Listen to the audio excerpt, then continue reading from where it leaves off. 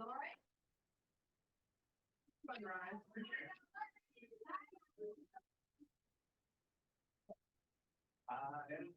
think we should have a conversation before. I think so. I think you're right. Right. Third time lucky I'll have another go. This is my brief on possibly growing, harvesting, cost and method comparisons on growing industrial hemp. I'm no expert, but here's what I think I've learned or know. Hemp doesn't get you high, it gets you healthy. Hope. Help open people's eyes. Help hemp. All of these things are things that we push together, but our message is very, very simple. And I've changed this from what it originally is to show the simple message. Nothing else matters. It's of no importance. If hemp, industrial hemp, legislative rationalization does not take place immediately. And this has all been brought about by our government and our officials failing completely to understand that the UN Single Treaty Convention exempts hemp from this. And first we had to prove it wasn't a drug, only to be administered exactly as if it was a drug. One of the examples of that is we have to pay about $500 or $600 a year to get a THC test in most cases. Why? There's no drug. But people with other motivations, maybe some in the medical cannabis industry, they think it's all theirs, all belongs to them, and it's all going to be worth millions, which so far it hasn't been.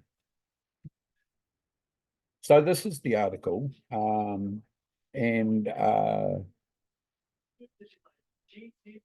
officials, we signed it. It's Article 28 of the UN Single Treaty Convention on Narcotic Substances, I think it is. Number 2, this convention shall not apply to the cultivation of the cannabis plant exclusively for industrial purposes, fibre and seed, or horticultural purposes. I think they've confused it with 3. The parties shall adopt such measures as may be necessary to prevent the misuse of and the illicit traffic in the leaves of the cannabis plant. Leaves, you might note. In New Zealand, you have to have an industrial hemp license to be in possession of hemp roots. Nobody in the history of the world has ever been taken to court for hemp or marijuana roots. But that's what our law is. So we all did these little flyers for WahineToa, and I particularly was interested in our mokapuna of grandchildren, and why FSANZ, the Australia New Zealand Food Safety Authority, it's got 10 votes. One of them is ours, New Zealand's. All the rest are held by the Aussies. So we're on a hiding to nothing every time we go there. So that doesn't work for us. The first planting was actually done by my son Axel, who was around about 10 at the time, I think. We planted the rest. This was not a successful crop. It was in the corner of a deer paddock. The soil was hugely compacted, and it didn't grow much taller than 18 inches. However, it got us started, and all power to the people that put in the effort and that sort of thing.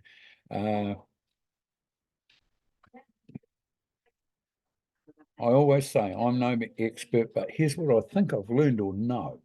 And I want this to be entirely positive, but our government really needs to seriously support the innovation shown to date and unleash the potential of all involved, including specifically iwi, hapu, and all focused participants.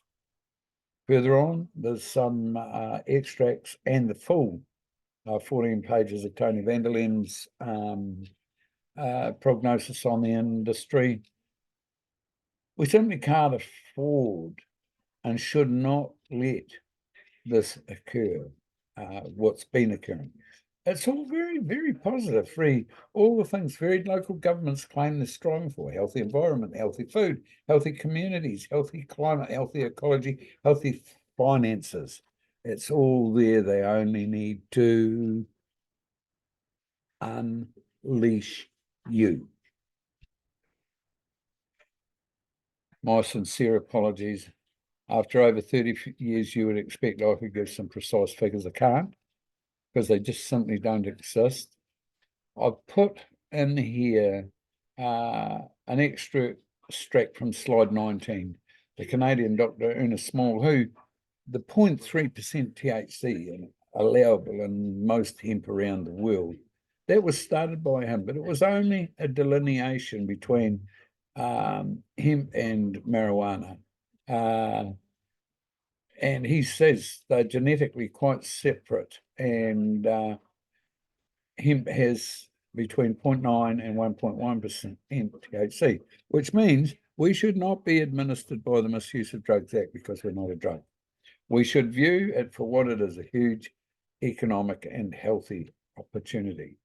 So, what you want to grow hemp, what do you need? Well, you seriously need to be a life member of the Flat Earth Society. Why? Because you will come up with mind-numbing stupidity. Einstein was 100% correct. The two most abundant things in the universe are hydrogen and human stupidity. The costs are fairly minimal, and I cover them in other places. The general licenses and R&D licenses can be rolled over for up to 3 years. All other licenses for 3 years. Ministry of Health can't tell you what 3 years is for, but it isn't for a combination of general and R&D research and breeding licenses, which is exactly why it's there. I know because I got it put there. But that's the trouble. When you have clowns conducting the circus, it becomes pretty mind-numbingly difficult to deal with. So the first question I'm often asked is, how much will it cost me and how much will I make? Well, it'll cost you more than it should, and you'll make less than you should, purely and simply because the legislation has been set incorrectly right at the beginning, and there's never been a review and a revision to change it to something that makes more sense. We could be making a lot more, but it needs to be carved out of the Misuse of Drugs Act and the Ministry of Health. The Ministry of Health, everything is a drug to them. There was a lady from MPI that did a presentation in Wellington and got us all together, and she was going to get the MPI to put together an incentive for every farm to have a few hectares of hemp on it to get the industry started and that sort of thing. She kept telling us every time she went near them, she heard nothing but drugs, drugs, and more drugs. Eventually, we stopped hearing from this good lady, and she was fantastic. Don't get me wrong. She was absolutely fantastic. Guess where she works now? Ministry of Health. Great country at shutting up the centres, isn't it? Oh, God. Okay, friends of mine over on the West Coast used this. I'm very grateful that they did.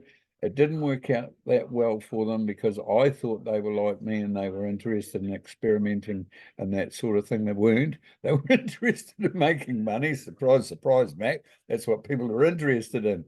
However, on the plus side, the little this did harvest, it harvested beautifully and clean, full, ripe seeds. Industrial hemp seeds do not lend themselves to combine harvesters, but that's what we're used to at the moment. This would require a different method of planting and a different way of getting our produce harvested. Anyway, I thank them for that because it was well worth the effort, in my opinion.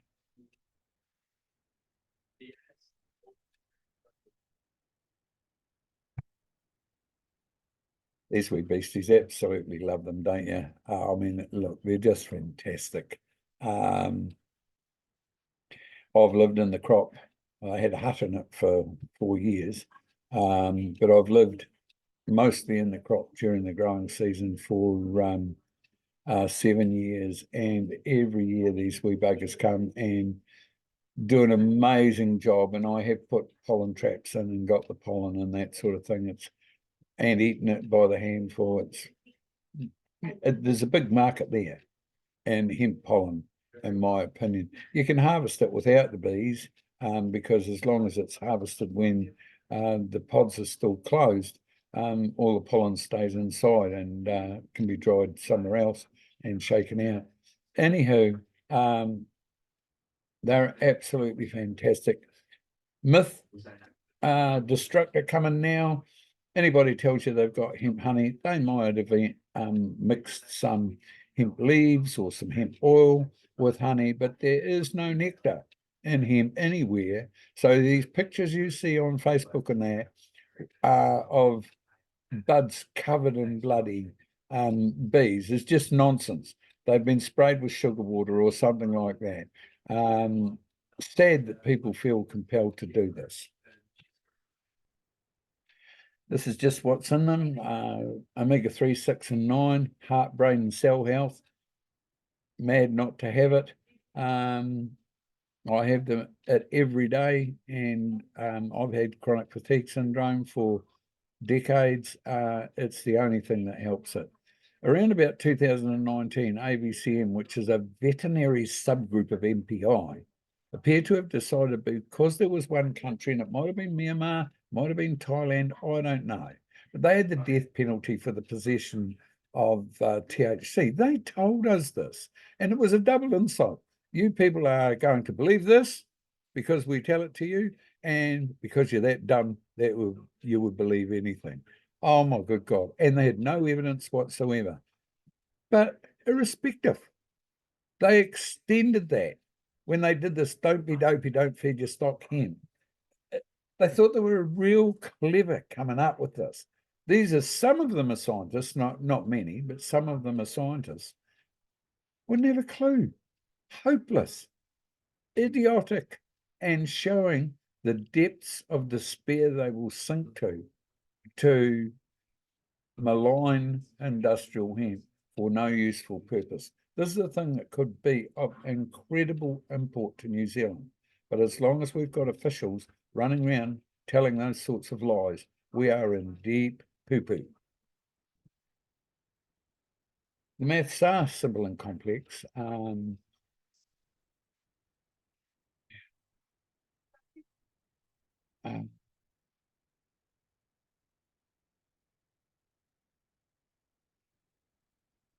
In 2001, I visited most trial crops in New Zealand. I imported most of the early seeds too, and I started my own journey shortly after that with Associate Professor John McPartland. Much of the increasing the yield is related to the type of plant that you've got. Is it going to produce heaps of seeds? Some of them don't. They just don't.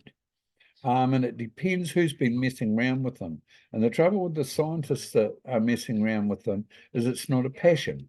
And sometimes passion does more than other issues can.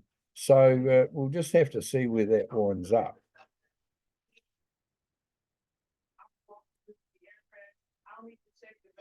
Anywho, I myself grow them at 1 per square metre. Not sure why we're not going forward now. Every time I try to do this, it doesn't work out for me.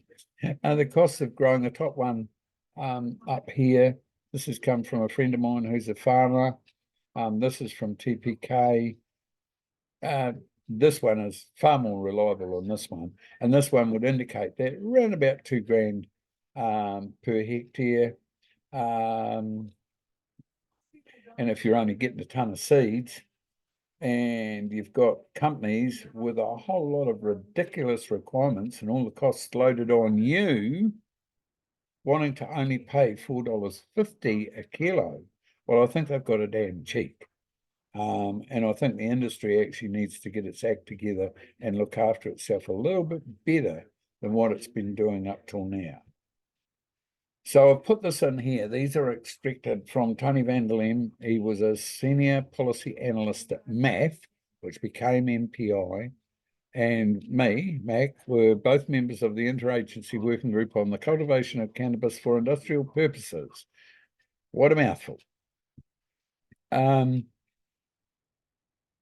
was absolutely great and was brought in to bring some reality to it, because the chair, Peter Pratt, of the interagency working group, and Claire, Tony's wife, knew that the Ministry of Health didn't have a clue about this. And it's amazing how they've gone from clueless to knowing everything. You can't tell them anything about hemp these days, which is a bit sad. Anyway, the reason to put this here is hemp legislative rationalisation must occur, or we're all up shit creek without a paddle.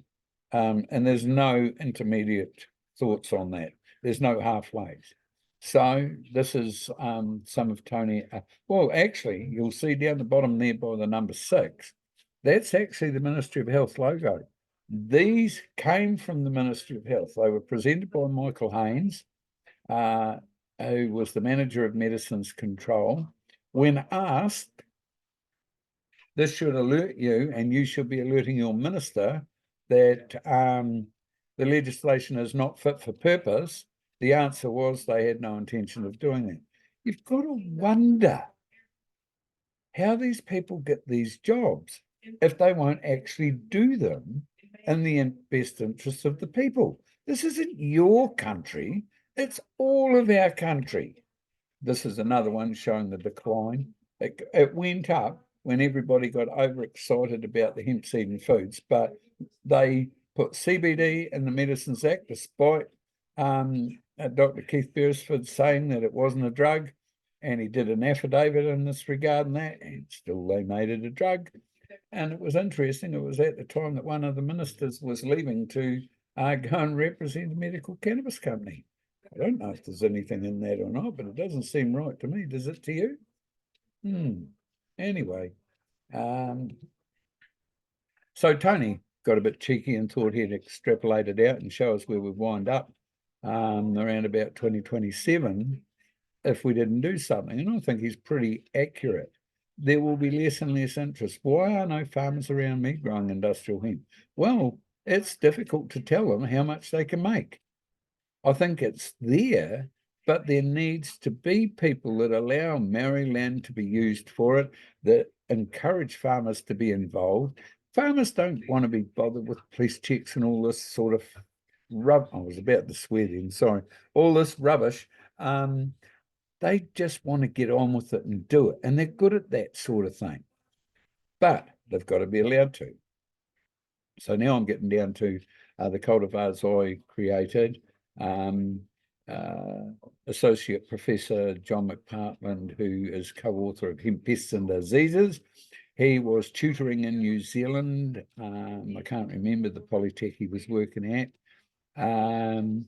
And he had some seed stock, which we imported, I think, about 120 grams of, and I've been working on it ever since. It bears very little resemblance to the original seed stock that came into New Zealand. It would be fair to say that by now it's a generic landrace New Zealand cultivar.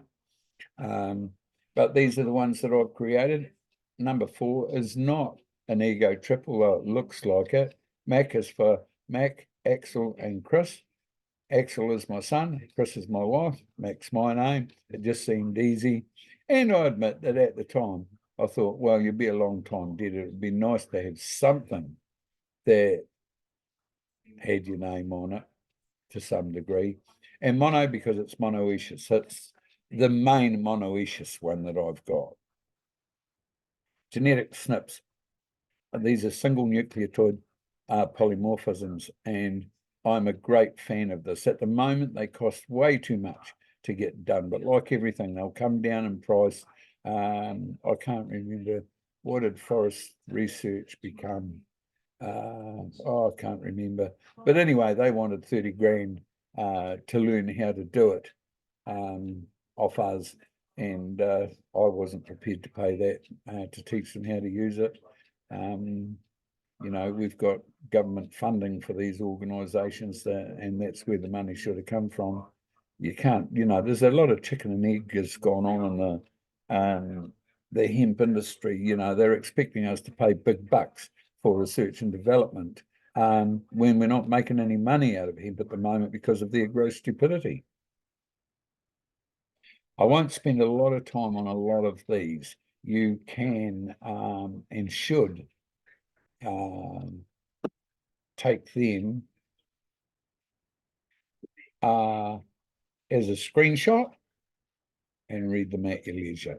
I'm just trying to get the wee picture of me. I don't think it needs to be there, and I don't know whether it's going to come out in the recording over this or not. So I'm trying to get it in a decent place. I imported most of the original seed stock. They were all crap. It didn't take me long to realise that. And I've been working on creating what I call super cultivars ever since, because there was nothing any good being imported into New Zealand. Now I came up with the market garden regime, which is essentially small crop, high density, high productivity. And it's all based on 1 per square metre or less. And I started off with a compulsory plant in the fruit crops unit at Massey University, and I got 768 grams of seeds off it.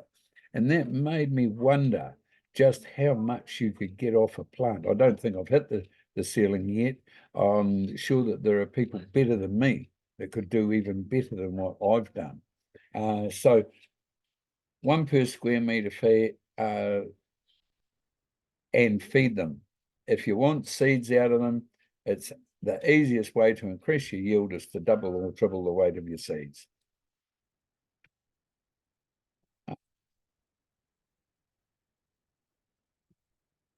This is just more about the market garden regime, and I've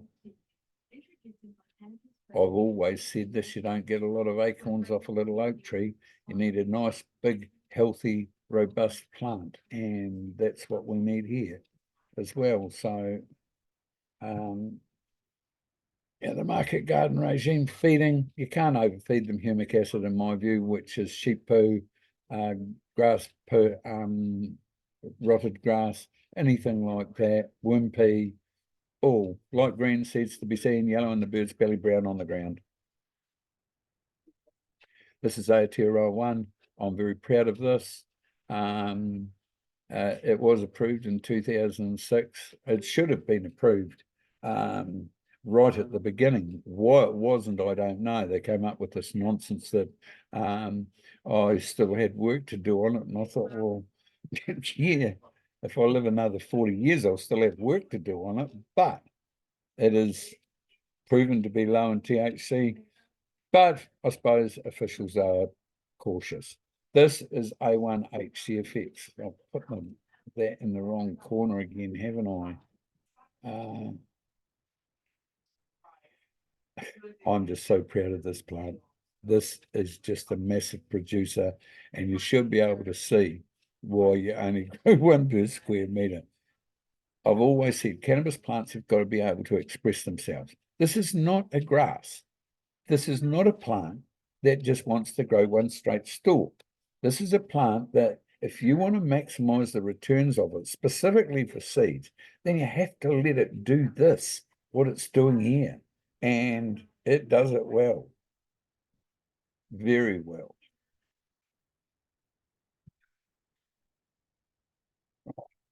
That's monoperp. It's a beautiful little plant. I love it. I've probably spent way too much time on it. I don't know if it's got a commercial application.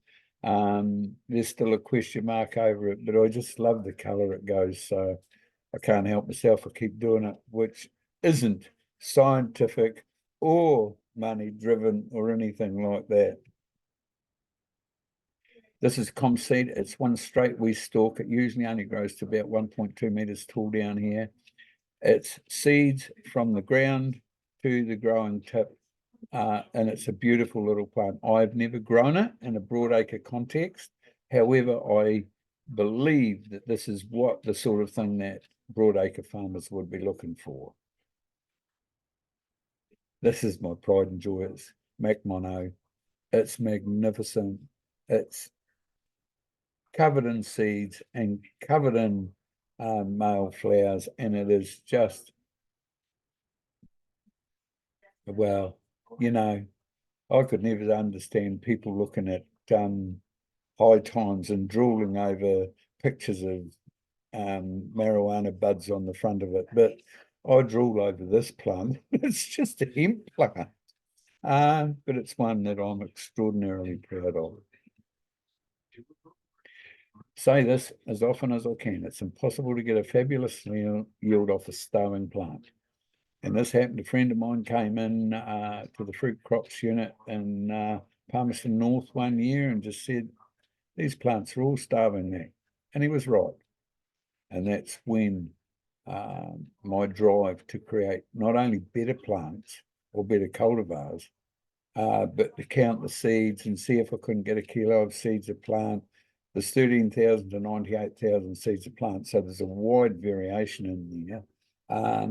And you can increase your yield exponentially simply by increasing the weight of the seeds by feeding them. And they do take to feeding, they particularly like molasses as an extra, which I tried one year. But generally speaking, just humic acid, which is sheep poo, horse poo, cow poo, and water. And they absolutely love it. I think the other problem is there's been 100 years of no R&D on industrial hemp. So we're a long way back on where we should be. And that's it. We end with my walk in the jungle. I will quickly go through Tony's, but only because it's worthwhile. Just go back to that one, particularly because I like it. That walk in the jungle, that's up near Hamilton, and it was absolutely amazing to be in there with plants that big. Anywho, so hemp for well-being filled, healthy future for us, our home, the environment, the people, which is a truism. You know, this isn't some sort of Trojan horse. Rodney Hyde apologized to me for thinking that it was when I did an interview with him. And that's the trouble. I think most of the politicians in there now, they only know one thing in New Zealand. Another thing that we've done grossly stupidly is we call dope or marijuana cannabis. It's not. That's like saying that all motor vehicles are the same, etc., etc. It's just absolute rubbish. Marijuana describes what you're talking about, or dope, or whatever you like. But calling it cannabis, and it all comes under the same genre. I can remember talking to politicians, great when you were talking about industrial hemp. The moment they asked you, oh, what's its genus? Oh, it's cannabis. You could see this shutter descend over what was left of their brain. And they just shut off completely because they'd heard all their own propaganda about cannabis. They knew all about it. There's nothing good comes out of this. This is a magnificent plant. It's up there with bamboo, possibly better than bamboo. It has a multiplicity of end uses. There are so many damn things you can make out of this stuff, from houses, plastics, foodstuffs, matting, paints and fillers, fuels. You think of it, it's possible. Like Henry Ford said, if it can be made from hydrocarbons, it can be made from carbohydrates. And that's a truism. And this is a massively producing carbohydrate. Right, this is Tony's one. I don't need to spend a lot on that, but I'll stop on the affidavits at the end. They're both excellent affidavits. The game should have been over right then. But politicians are good with the blather. I think they've all been to Ireland and kissed the Blarney Stone. This is a bit of talk about math in the early 2000s, was very focused on regulations having a scientific base.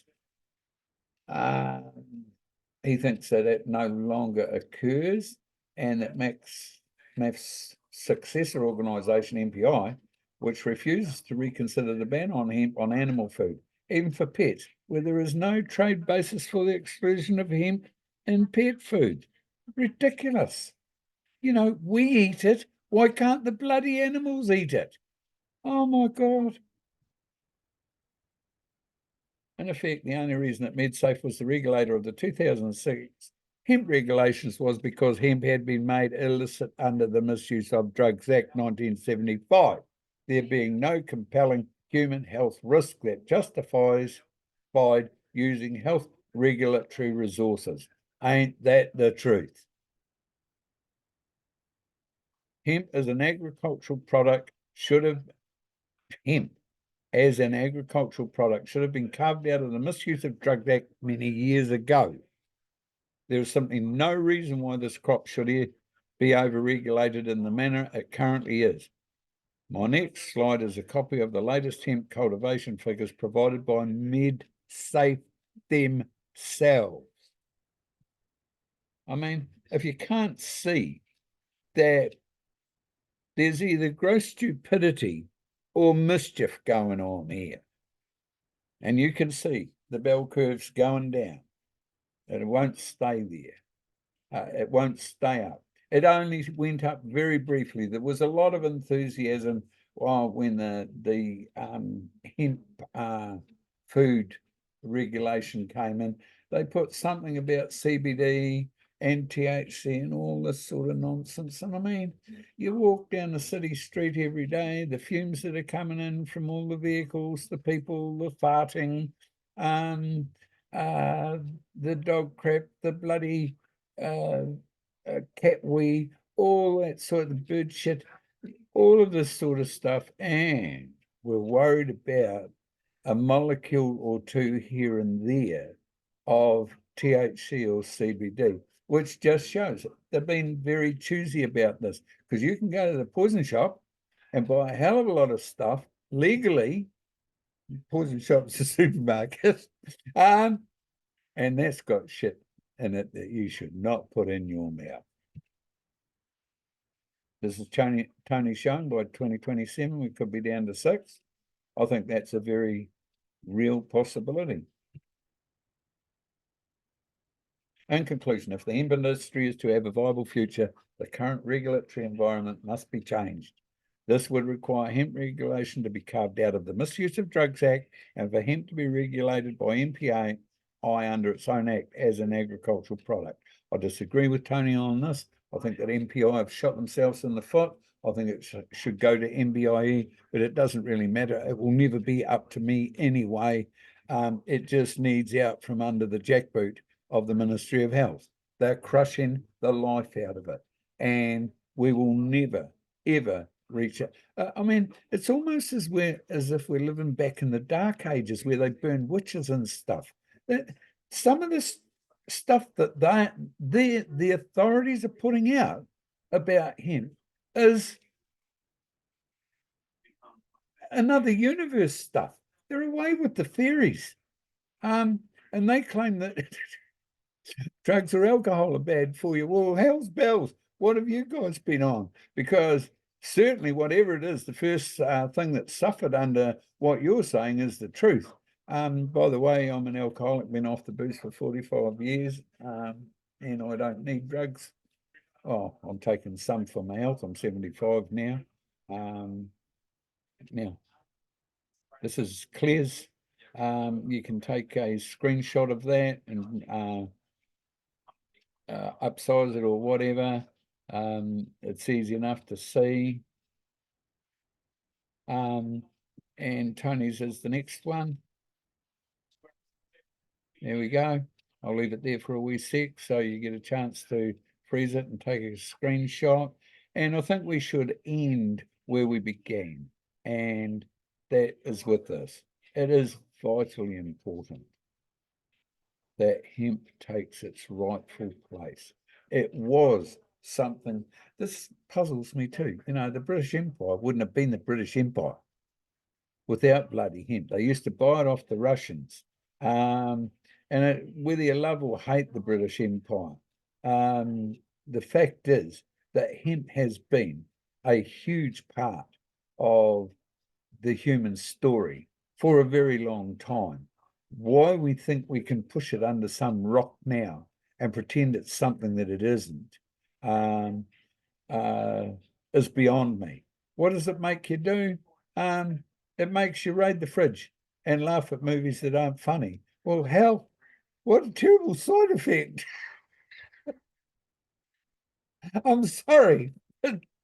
The reason I say that is I presented on cannabis and health in 2001 because a previous partner had died of cancer, and the visiting nurse, she was on morphine, and the visiting nurse, she said she'd like to go off the morphine. She just felt zonked out. And the visiting nurse told her to get the family to get her some cannabis, and it didn't cure her, but she laughed a lot and raided the fridge in her last 4 or 5 months of life. And is that such a terrible thing? I mean, I'd like to go out laughing if I've got to go out anyhow. Not really yet, if you don't mind, but if you've got to go, it would be nice to go laughing, wouldn't it? All the best, and thank you very much for your indulgence, people. Hugely appreciated. Thank you.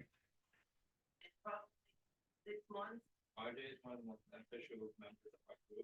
He's really great. Thank you guys for helping you. I texted you this twice, and I know. Two with my wife, but I'm not a average smoker. But I smoke them. You serve me on I eat. Good.